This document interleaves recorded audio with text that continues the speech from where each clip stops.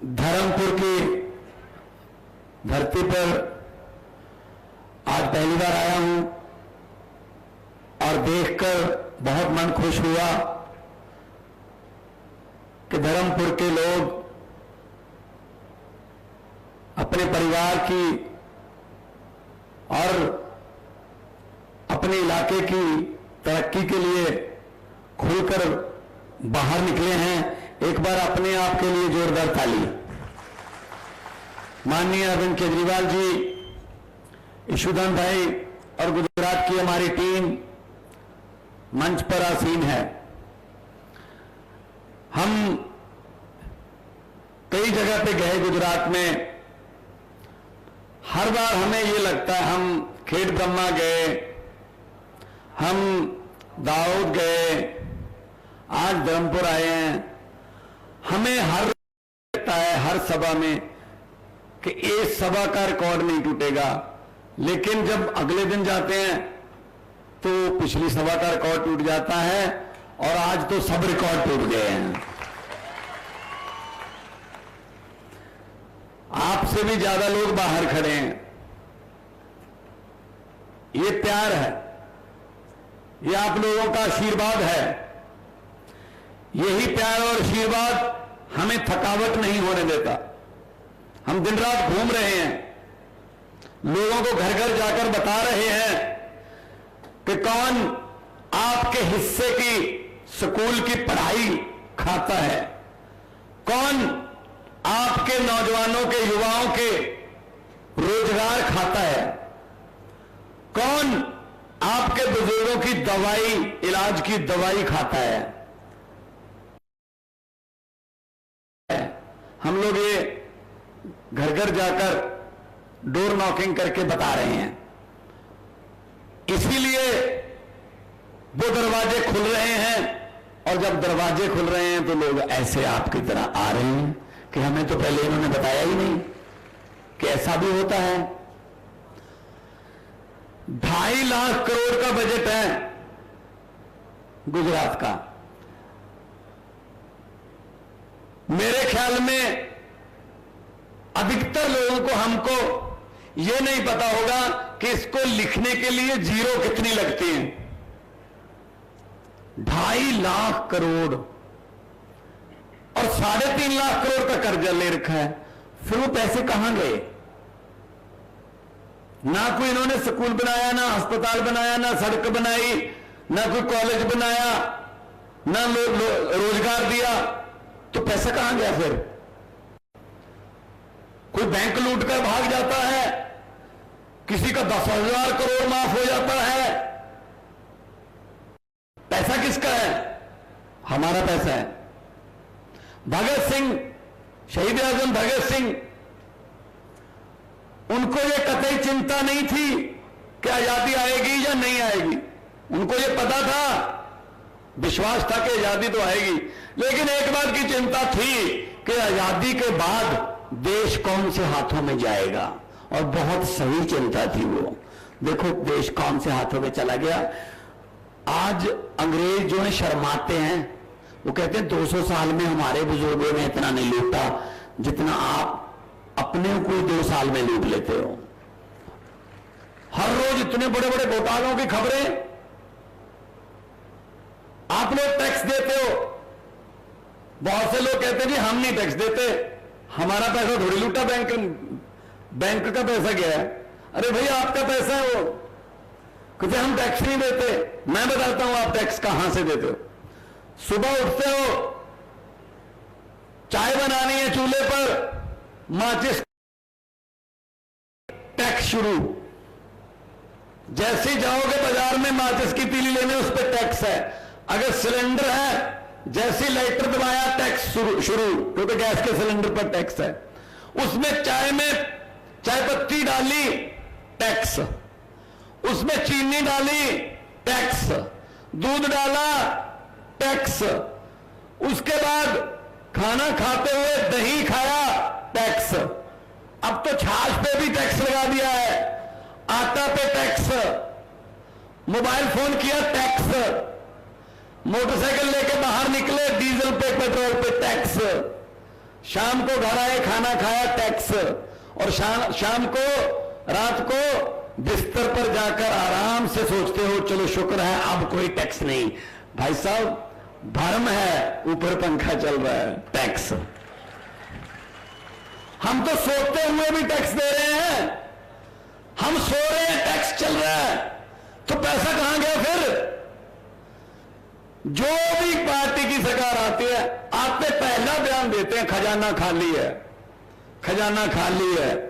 मैंने कहा जो है ही खाली उसको खजाना क्यों कहते हो? पीपा कहो, अलमारी कहो, खजाना खाली है। ये अपने बेटे बेटियों को चेयरमैन बनाते समय खजाना खाली नहीं होता, ये अपने मित्रों का टैक्स माफ करते समय खजाना खाली नहीं होता, जब भी जनता की बारी आती है खजाना खाली हो जाता है। क्यों भाई? जनता ने तो तुझे बनाया था, वो वोट डालकर भूल गए क्या? ये भूल जाते हैं असल में। इनको ये लगता है जनता का क्या है, आखिरी 10-15 दिनों में लालच देंगे और इधर उधर की बातें करेंगे फिर जीत जाएंगे। ऐसे थोड़ी है। आपके पास पहले कोई रास्ता नहीं था, इसलिए आपने 27 साल इनको झेला। मैं आपके सब्र की दाद देता हूं। 27 साल, हर साल पेड़ भी अपने पत्ते बदल लेते हैं, लेकिन तुम 27 साल।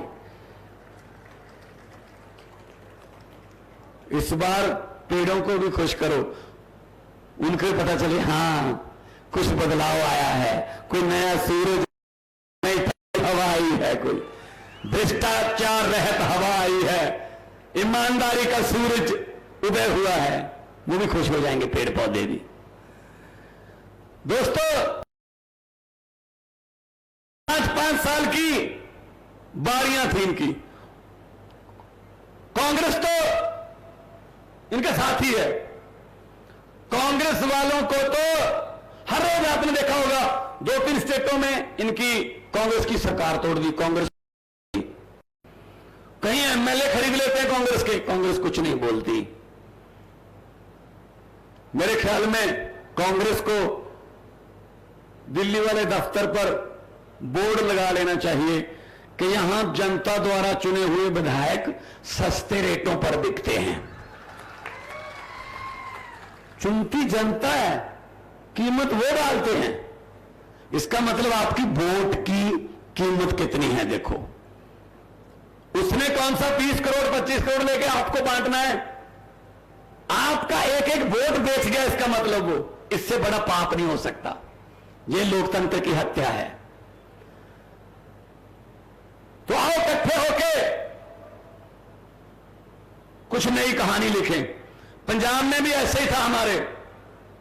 5 साल बीजेपी अकाली दल, 5 साल कांग्रेस, 5 साल वो, 5 साल वो। लोगों के पास कोई ऑप्शन नहीं थी। पहले से दुखी होकर दूसरे के पास, दूसरे से उससे भी ज्यादा दुखी होकर फिर पहले के पास। अब तीसरी ऑप्शन मिली है। 117 सीटें हैं पंजाब की। आम आदमी पार्टी जो है उसको 92 सीटें मिली हैं, 117 में से 92। और धर्मपुर वालों, मुझे बताते हुए ये खुशी हो रही है कि 92 में से 82 पहली बार जीते यंग लड़के लड़कियां विधायक, वो पहली बार बने हैं। मैं भी पहली बार वाला ही हूं। पहले मैं एमपी था 2 बार का, लेकिन इस बार पहली बार विधायक बना हूं। और यंग लड़के लड़कियां, आम घरों के लड़के लड़कियों को टिकट दी, विधानसभा की सीढ़ियां वो भी चढ़ते हैं, वो बोलते हैं वहां पे। गरीब जब बोलेगा दिल से बोलेगा, गरीब जब भी बोलेगा सच बोलेगा, गरीब जब भी बोलेगा ईमानदारी से बोलेगा। मंत्री बने हुए हैं आम घरों के बेटे। आपके यहां कांग्रेस और बीजेपी में किसी आम घर के बेटे बेटियों को टिकट मिलती है? नो नो नो नो, इनके अपने बेटे बेटियां ही, अपने ही चल रहा है सारा, रिश्तेदारियों में चलते हैं। क्यों भाई? हमें भी देश की सेवा करनी है। कहते सेवा कर रहे हैं। ऐसी कौन सी सेवा है जिसमें आप लोग सारा परिवार ही लाते हो? सेवा नहीं है, उस सेवा का मेवा खाते हो तुम लोग, उस सेवा का। गरीब और गरीब हो रहा है, अमीर और अमीर हो रहा है। ये गैप बढ़ता जा रहा है। आम आदमी पार्टी ऐसी पार्टी है, अरविंद केजरीवाल जी की अगुवाई में। ये किसी और पार्टी से निकली हुई पार्टी नहीं है। आम आदमी पार्टी। ये किसी और पार्टी से निकाले गए, जब कोई आरोप लगाकर पार्टी छोड़ चुके किसी एमपी मंत्री जब विधायक ने नहीं बनाई। आम आदमी पार्टी एंटी करप्शन मूवमेंट से रामलीला ग्राउंड से निकली है भाई साहब, दिल्ली से, वहां से निकली, अब फैलती फैलती आम आदमी पंजाब और अब गुजरात। देखो सबसे ज्यादा तेजी से फैलने वाली पार्टी है आम आदमी पार्टी। सिर्फ 2013 में बनी थी, 9 साल हो गए। 9 साल में 2 राज्यों में सरकार है, 10 हमारे राज्यसभा के सांसद हैं, और दिसंबर में ये 2 का आंकड़ा हम ऐसे बनेंगे, 3 राज्यों में सरकार है, इसमें गुजरात आ जाएगा। वैसे तो पंजाब वाले चाहते नहीं कि कोई उनका रिकॉर्ड तोड़े, लेकिन इस मामले में पंजाब वाले मुझे कहते हैं कि तुम पंजाब की चिंता मत करो, गुजरात में लोगों को जाकर बताओ, भले ही हमारा रिकॉर्ड तोड़ दें लेकिन रिकॉर्ड तोड़ दें बस। कल एक बीजेपी का कार्यकर्ता मुझे मिला, झंडा था दुकान पर लगा हुआ, हम रोड शो कर रहे थे। ये क्या है? वो कहता, मैंने कहा समझ गया। उसने कहा झंडा तो वैसे ही लगाया, वैसे झाड़ू वाले हैं। ये करते हैं क्योंकि ये डराते हैं, लालच देते हैं, पर्चे करते हैं कि आप उधर नहीं जा सकते। ऐसे दरियाओं को थोड़ी रोका जा सकता जी, दरिया तो अपना रास्ता खुद बनाते हैं। किस किस पर पर्चे कर लोगे? पंजाबी ऐसे आया था बाहर और वो कहते थे राज करेंगे 25 साल, उनकी 25 सीटें नहीं आई भाई साहब।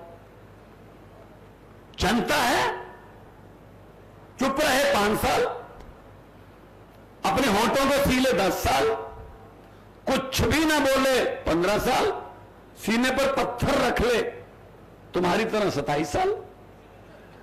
लेकिन अगर 27 साल बाद जनता जागती है ना, जाग जाते हैं, फिर 27 साल का हिसाब 27 मिनट में ले लेती है। ये जनता ऐसी है। जनता को छोटी मत समझना, ये अहंकारी हो गए हैं, अहंकार हो गया इनको कि हम वक्त को बदल देंगे। ये वक्त से लड़ रहे हैं कि वक्त हमारे मुताबिक चलेगा। इनको ये नहीं पता, बड़े बड़े राजे आए, बड़े बड़े आए यहां पे, उनको भी यही भ्रम हो गया था कि वक्त हमारे मुताबिक चलेगा, लेकिन वक्त के मुताबिक आदमी को चलना पड़ता है। वो खत्म हो गए, वो खत्म हो गए। जितने मर्जी इकट्ठे कर लो पैसे, हीरे मोती, मगर चाहे कफन पे जेब नहीं होती। आज सुबह हमें मिलने आए कुछ कार्यकर्ता, कुछ दूसरी पार्टियों, बीजेपी कांग्रेस से। हमने कहा जी क्या क्या मिला आपको? वो कहते जी बस अब तो शमशान बाकी है, बस वहां की तैयारी है। वो कहते जी डर ये है कहीं कफन पे टैक्स न लगा दें कि जाते हुए भी पैसे देकर जाओ दुनिया से। ये इतने तंग है लोग। तो इस बार बदल लो, क्या जाता है? कोई लड़ाई नहीं करनी, कोई झगड़ा नहीं करना, पर्दे में जाके बटन दबाना है, बदलाव आ जाएगा। ये परिवर्तन की निशानी है। आपका इतनी भारी गिनती में निकलकर आना परिवर्तन की निशानी है, वरना दूसरी पार्टियों को दिहाड़ी पर लोग लाने पड़ते हैं। आ जाओ, फिर भी स्टेडियम खाली रह जाते हैं, और जाते हुए मीडिया वाले उनसे पूछते हैं क्या कहना चाहेंगे, कहते हैं हाँ अच्छा शो था लेकिन वोट झाड़ू को। तो ये तो शो मैन बन गए। तो आओ इकट्ठे होकर झाड़ू का बटन दबाएंगे। हमारा झाड़ू जो है ना, मुझे पत्रकारों ने पूछा आपने ये आंधी कैसे रोक दी, दिल्ली में 2 बार और पंजाब में। मैंने कहा कि कौन सी आंधी? कहते बीजेपी की आंधी कैसे रोक दी। मैंने कहा इसमें कोई रॉकेट साइंस नहीं है। बोले ये कमल का फूल। मैंने कहा कमल का फूल कहां उगता है? कहते जी कीचड़ में। मैंने कहा हमारा चुनाव चिन्ह क्या है? बोले झाड़ू। मैंने कहा झाड़ू क्या करता है? कहते ये कीचड़ को साफ करता है। मैंने कहा जी हमने कीचड़ पर झाड़ू चला दी, कमल उगे ही नहीं। तो इसलिए मैं कह रहा हूं लोग बड़े हैं, आप बड़े हो, फैसला लो, तैयार होके वोटिंग वाले दिन। और और सोच कर जाना कि आज अपने बच्चों की शिक्षा के लिए वोट करने जा रहा हूं, रोजगार के लिए वोट करने जा रहा हूं, इलाज के लिए वोट करने जा रहा हूं, सस्ती बिजली और इंफ्रास्ट्रक्चर के लिए वोट करने जा रहा हूं। और किसी इनकी बहकावे में मत आना, ये तो जुमले बनाते रहते हैं बहुत। मैंने तो पार्लियामेंट में पूछा था, पार्लियामेंट में मैंने पूछा था कि अच्छे दिन कब आने वाले हैं, कोई जवाब नहीं था। उनके वाले अच्छे दिन का तो मुझे पता नहीं आने वाले हैं या नहीं आने वाले, लेकिन मुझे इतना पता है कि दिसंबर में अरविंद केजरीवाल वाले सच्चे दिन जरूर आने वाले हैं। सच्चाई और ईमानदारी की सरकार आएगी। पंजाब में 6 महीने में हमने 20,000 के लगभग सरकारी नौकरियां दे दी हैं, 20,000 से लगभग। और भी कच्चे मुलाजिमों को पक्के करना, परसों साइन किए हैं 8736 कच्चे अध्यापकों को पक्के किया है कि आप आराम से बच्चों को पढ़ाओ। अगर टीचर का भविष्य सेफ नहीं है तो हमारे बच्चे का कैसे बनाएगा वो। बिजली हमने वहां फ्री कर दी है, मोहल्ला क्लिनिक खुल रहे हैं, 100 से ज्यादा हो गए हैं, स्कूलों को कायापलट करने वाले हैं। और सबसे पहला जो फैसला हमने लिया कि जो विधायक थे वो जितनी बार भी विधायक रहते थे उतनी बार की उनको पेंशन मिलती थी, 60,000 रुपए पर मतलब पीरियड, जो एक 2 बार आप 1,20,000 ऐसे ऐसे ऐड करते जाओ। तो हमने आते ही कहा कि भाई साहब वोट तो सेवा, हाथ जोड़कर सेवा के नाम पे मांगते हो और इतनी पेंशन। हमने कहा एक विधायक चाहे 10 बार विधायक बन जी, एक पेंशन मिलेगी, लेनी है लो, वरना sorry, thank you very much. हमने फैसला किया, करोड़ों रुपया बच गया हमारा। वही करोड़ों रुपए से हम उनको कच्चे मुलाजिमों को पक्के कर रहे हैं, उनकी तनख्वाह बढ़ेगी, वो अच्छे प्यार से स्कूल में जाएंगे और बच्चों को पढ़ाएंगे। ये गरीबों को पढ़ने नहीं देते, इनको पता है गरीब का बच्चा पढ़ गया तो अफसर बन जाएगा, अफसर बन गया तो गरीबी दूर कर देगा। गरीबी दूर हो गई तो लोग हाथ जोड़कर हमारे सामने क्यों खड़े होंगे, हमारी कोठियों के सामने अर्जियां लेकर मिन्नतें करके कौन खड़ेगा लाइन में लगाकर, ये वाले हैं। तो मैं ये कहना चाहता हूं, बहुत बड़े बड़े प्लान अरविंद केजरीवाल जी लेके आए, पढ़े लिखे आदमी हैं, इनकम टैक्स कमिश्नर थे, नौकरी छोड़कर लोगों में आ गए। और इनकम टैक्स कमिश्नर को ये हिसाब पता होता है, उसने पढ़ा होता है कि पैसा कहां से आएगा कहां जाएगा। पैसा टैक्स का है, लीकेज बंद कर दी दिल्ली में, जो 350 करोड़ में पुल बनता था 200 करोड़ में बना दिया, 150 करोड़ बच गया। अपने किसी मंत्री को या अपने किसी परिवार वालों को नहीं दिया कि 150 करोड़ तू खा ले, उसी 150 करोड़ से पूरी दिल्ली की दवाई फ्री कर दी अस्पतालों में। इसमें क्या फ्री रेवड़ी है, ये बोलते ना फ्री वाली रेवड़ियां बांटता है केजरीवाल, फिर केजरीवाल बिजली मुफ्त देता है, ये महिलाओं को बसों में सफर मुफ्त कर देता है। ये फ्री की रेवड़ी है, रेवड़ी लोगों का पैसा लोगों को देना, ये रेवड़ी है। अगर ये रेवड़ी है तो 15 लाख हर घर के हर आदमी के खाते में आएगा। ये वाला पापड़ किसने बेचा था, फिर आ गया 15 लाख आपके घर पे। 15 लाख की बात छोड़ो, जो हमारे घर में 2-4 हजार रुपये रखे हुए थे बचत के लिए, नोटबंदी करके वो भी निकलवा के ले गए हैं। इसलिए आपके पास आए हैं कि हिसाब किताब पूरा लगा के लीकेज बंद करके पैसा जनता का जनता पर ही खर्च करेंगे। जैसे ही जनता को ये पता चलता है कि हमारा पैसा हमारे पे आएगा, जनता टैक्स भी देती है खुले दिल से। ये हमने देख लिया 2 पंजाब और दिल्ली में। अभी रिपोर्ट एक आई है सरकारी, उसमें क्या कह रहे हैं, खुशखबरी है, उसमें कह रहे हैं सरकार ने करवाई है कि पूछो हाल चाल लोगों का, क्या किधर हवा है, क्या चल रहा है। तो रिपोर्ट में कहा गया है कि जी हम तो सच बताने वाले हैं। गुजरात में आम आदमी पार्टी की सरकार जो है वो बनने जा रही है इस बार दिसंबर। तो उनके हाथ पांव फूल गए, उन्होंने चालू कर दिया हमारा विरोध करना, हमारे पोस्टर नहीं लगने देते, अनाप शनाप बोलने लगे सबको, ये क्यों आते हैं यहां पे। भाई हम तड़ी पार थोड़ी हैं, ये तो तुम्हारे थे, हम तो सीधे साधे लोग हैं, आम आदमी हैं, ये हमसे नहीं डरते, हमारी कोई औकात नहीं है, हमसे नहीं डरते। इतनी लाखों की गिनती में सुबह से आप लोग जो इकट्ठे हो जाते हो ना, ये आपसे डरते हैं, आप लोगों से डरते हैं। तो भगत सिंह जी का भी जन्मदिन था 28 सितंबर को। उनकी आत्मा को भी सुकून मिलेगा जब इनकलाब जिंदाबाद का नारा गूंजेगा, तो वो सोचेंगे हाँ शुक्र है कोई हैं अभी जिन्होंने इनकलाब के नारे को, इनकलाब के दिए को बुझने नहीं दिया।